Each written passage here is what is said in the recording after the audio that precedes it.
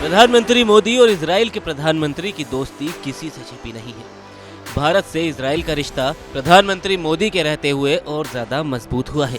लेकिन इजराइल के प्रधानमंत्री नेतन्याहू ने भारत के खिलाफ जो कहा वो शायद पीएम मोदी को भी बुरा लग जाएगा। दरअसल हुआ यूं कि इजराइल और हमास के बीच युद्ध को लेकर हाल ही में संयुक्त राष्ट्र महासभा में एक प्रस्ताव लाया गया था, जिसमें इजराइल और हमास के बीच दुश्मनी को खत्म कर संघर्ष विराम का आह्वान किया गया था।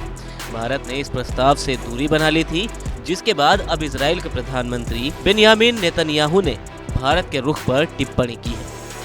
उन्होंने कहा कि कोई भी सभ्य देश, जिसमें भारत भी शामिल है, इस तरह की बर्बरता को बर्दाश्त नहीं करेगा।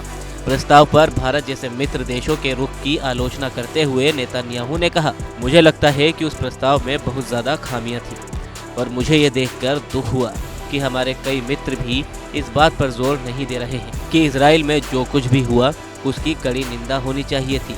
ये ऐसा था कि जिसे भारत जैसा कोई भी सभ्य देश बर्दाश्त नहीं कर सकता। इसलिए मुझे उम्मीद है कि इस तरह के प्रस्ताव दोबारा नहीं लाए जाएंगे।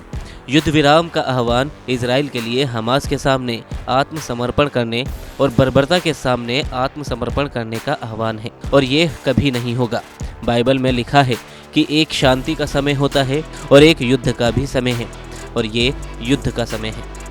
बताते चले कि इजराइल हमास युद्ध को लेकर संयुक्त राष्ट्र महासभा में पेश किए गए प्रस्ताव में फिलिस्तीन संगठन हमास और बंधक शब्द का जिक्र नहीं था। प्रस्ताव के पक्ष में 120 वोट पड़े और 14 देशों ने इसके विरोध में मतदान किया, जबकि भारत ने इससे दूरी बनाई। बताते चले कि हमास ने 7 अक्टूबर को इजराइल पर हमला किया था, जिसमें सैकड़ों लोगों की मौत हुई थी और करीब 200 इजरायली लोगों को हमास ने बंधक बना लिया था। जवाबी कार्रवाई में इजराइल हमास के नियंत्रण वाले गजा शहर पर बड़े पैमाने पर हमले कर रहा है, जिसमें लगभग 8,300 से ज्यादा लोगों की मौत हो चुकी है।